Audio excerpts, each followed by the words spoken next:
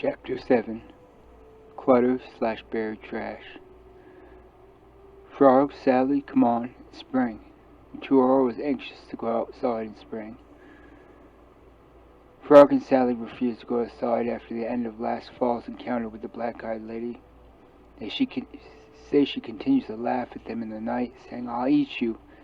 It's only a matter of time before you come out here and I eat you. Clutter will burn down your house." Steph nor Tom believes her. Steph mentioned to me she felt fine with the lady with black eyes. Tom liked her too, he said. Wonder if she's looking for a husband, because I would make a great man for her. My feelings toward the lady? I love the lady. I looked out my window several times and hoped she was out there, but I never saw her. I will not forsake Frog or Sally, so I invite them.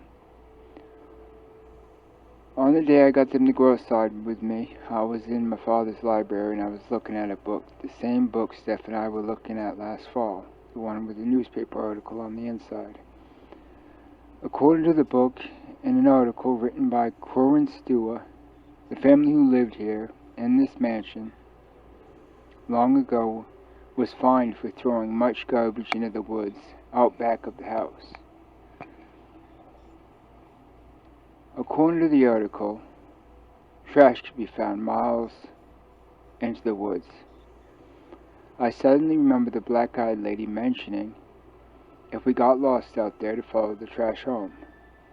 I must tell that to Frog and Sally. I must tell them there's nothing to fear. If we got lost out there, we'll follow the trash home. I will have to mention this article to them. Knock, knock. Open the door to Frog's bedroom. I see both him and Sally sitting on the floor with many toys scattered around them. You two, I say, holding up the book article. We should go outside and explore the woods. According to this article, there's a ton of trash back there in the forest. Who knows what we could find? Plus, if we get lost, we simply follow the trash home, I say. I don't know, Jill. What if there are bears out there? Frog asks. I want to go out, Sally says. Come on, Frog, I say. Okay, Frog says, getting up. We walk over to the chest and begin pulling out clean clothes. Sally, make ready. Meet me downstairs in the kitchen by the back door, I say. I open the back door. Spring air blasts me in the face.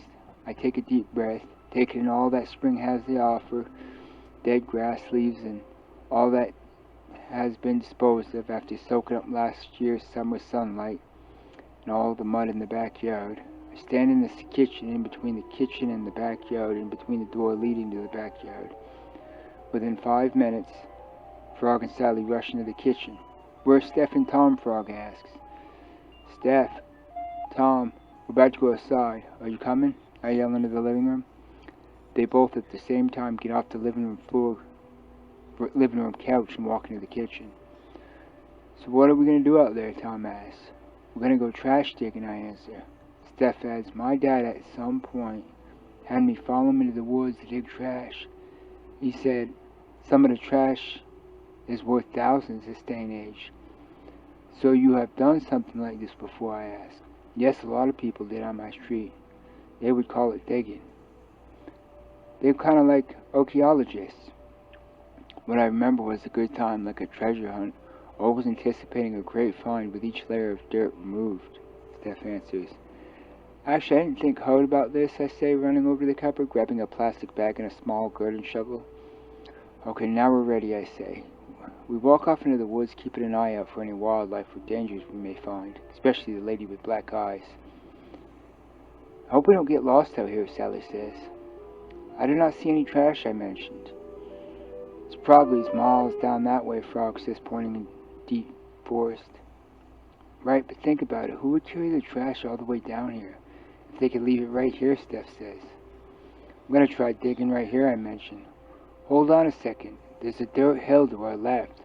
Whenever my parents brought me digging, we always dug on the side of a bank, Steph says. Most likely true, Jill. It's common for people to throw their trash over a bank rather than on the flat ground. That way, when they come walking through, they will not walk on the trash, Tom says. Okay, let's walk over to the bank and they will dig, I answer. We carefully walk over to the bank. I peek over. Wow, there's a ton of stuff back here. Glass, old toys, pottery, and tires, I say. Tom adds, There must be 100 tires, pointing to one tire, then another. Steph grabs the small garden shovel out of my hand. I'll show you what my parents showed me. Steph crouches down slightly, standing at the beginning of the slope. She begins to move dirt with the shovel. As she does, she says, all you need to do is gently remove the dirt. We do not want to break anything below it, so we must carefully remove the top layer of dirt. My mom says certain items that can be found are worth thousands, like an old glass maple jar with a log cabin on top. That one could be worth $2,000, Steph says.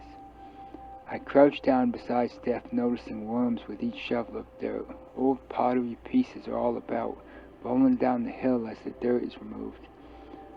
Tom walks over to our left and pulls out of the ground a glass jar with no lids on the top. Wow, this one sparkles in the light, Tom says. I picked my head up to see if the lady with black eyes could be seen, but I saw nothing. Suddenly I felt the load of daily pressures fall off my back as we began to plane the forest. I began to lose my sense of time. We dug and dug. Without noticing and not wanting to notice time, we began to dream of lasting days. These items are so nice. We should make a pretend store, Tom says. We could do a house too, I mention. As I begin collecting stuff for a pretend house, Steph says, let me pretend to be your husband. I forgot all about time. I sort of lost my mind and I pretended to. I could sense something in the woods. Perhaps it was the colors in the sky, or maybe it was the ancient trash. Something out there inspired me to lose my living behavior. It must have been years out back behind your house. I built an almost fortress with furnishings, collecting old sink, couch, pots, and old blankets. As Steph and I was playing married, a lady shows up in the window of her stick house. She says, you two make a good couple. That must mean I'll not be taking either the two of you home today. Steph and I were overexcited to see her and began to flirt. The woods around her are more. I've been living in them for hundreds of years, the lady with black eyes says. Frog, amazed, comfortably walks into our little house in the forest. Frog had done the same thing to us, lose his sense of time. Hi, Frog, says the lady. Hi, the lady says back. Good to see you children out here. Remember, and if you get lost out here, simply follow the trash home. Okay, we say, but we did not understand what she meant. We were having so much fun. Did you notice something about the trash, Jill? Frog asks. Sally walks into the little house. I say, I did notice something. I'm having an extremely fun time. This is because of the trash, Frog says. I think about it for a moment, noticing the lady with black eyes had moved away from the window and could no longer be found. We sure have been out here for a long time. I can't remember a time in my life where I was having so much fun. I began to fear I would never return home. What could be doing this? I think hard. I begin to think about Frog's words. It's because of the trash. Maybe you're right, Frog. Maybe the trash has given us an extremely fun time. I begin to express my concern to the others. We must get home, I say. This is not normal. Steph agrees. How are we going to get home, Steph asks. The lady said follow the trash home, I answer. Steph looks up and begins to think. Tom interrupts, knowing he's somehow different. Maybe we should have been home now. Steph looks at Tom and bugs. Tom, I know what I'm doing. I don't use drugs. I don't either, Tom argues. I say, this is not all that bizarre. Times have changed. I did not mention that you do drugs. I mentioned I do not do drugs, Steph says, looking at Tom. Come on, Steph, I don't do drugs either. Tom begins to act different, paranoid, as if he were separated. As Steph begins to talk of drugs, Tom begins to appear as if he did. So much so I could not help but treat him as a recovering drug addict. What were we doing again? Steph asked, looking at me. Maybe we're supposed to go home, I answer. I fail to think. I sit down on the leaf-covered forest floor. Steph begins to talk to Tom again, but she was not treating him normal. Days went by and we failed to think about how we were going to get home. I pretend to marry Steph and Frog pretends to marry us, and Tom, well, he appeared to be different altogether. We would involuntarily talk to Tom as a different entity. We watched him fit in with this creature we made out of him, and through this creature he attempted to explain that he was inhabiting this strange, lifelike force. Jill, Steph, it is Tom. I'm stuck inside of a wart or something, Tom says. Okay, Tom, sure, Steph replies. Don't treat me like that, Tom argues. You're absolutely on drugs, Steph says. I do not have the thing that helps me think at the moment, Tom answers. You're the wart, I question. I'm not a wart, I'm attached to the growing thought work that is esteemed badly, Tom says. So you're a thought wart, I ask. I have to pretend that am what Steph esteemed me to be, which is on drugs, Steph says. Steph picks up a small branch and throws it at Tom's head. Stop, Steph, Tom cries. Instead of realizing I was partially asleep, that we all were acting out of character. Steph, I yell. Tom does not know, I said, laughing at Tom. Tom explains, this is not me, I'm only pretending to be what you made out of me. Okay, sure, Tom. Frog could tell something was drastically different and knew he had to act fast. He crouched down next to Sally and says, follow me. I'm going home, Frog yells. We will get lost out here. I panic. Come on, you two, we must follow them. We run off into the woods, yelling, stop, you two, wait for us. After 30 minutes of chasing them, we caught up to them and came to realize we were totally lost in the forest. What are you two doing, I yell. We gotta get home, Frog says. Sally adds, our parents must be worried about us. Plus, Tom seems to be having problems, Frog adds. I began thinking about how deep we are in the forest and how my mind is far away from the unknown reality. Like I said, Jill, I'm just pretending to be the thing you're making out of me, Tom says. I know I should not respond. I must think, how are we going to get home? I look at Frog. Frog looks at me at the same moment we follow the trash home. I know what to do. This began when we started moving trash around, I say.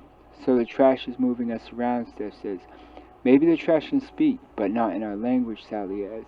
Tom says, well, it does have a shine to it, possibly saying something about this distant past. What if we take a recent make-believe house and store and listen to the trash? What if we place it where it appears to belong, I question. Good idea. We rushed back to the spot we had spent several months at and began to rearrange the objects we pulled out of the dirt. This looks like a jar that belongs in the bushes, Tom says, picking up a glorious jar.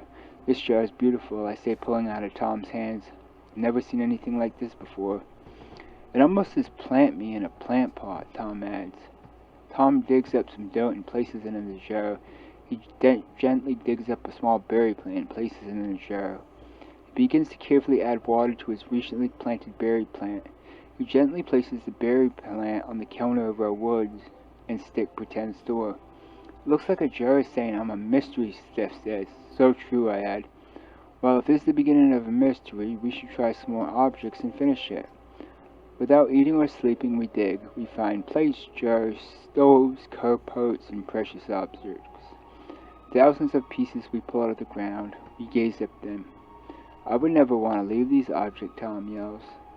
They were stunning and marvelous. What are they saying? I ask. Answers. A store, a toy factory, our stuff. I wait, pause, and say, objects that belong to us, something giving to us, something we use to imagine life. Steph yells, exactly, it says we make the law to our surroundings. At the moment we woke up in Frog's closet, to the board game Frog and Sally had been playing before we decided to explore the forest. I look around Frog's closet and attempt to question the others. That was so weird, Frog says, picking up the board game. Sally follows him. That moment was awkward, so I said, well, we did not get lost.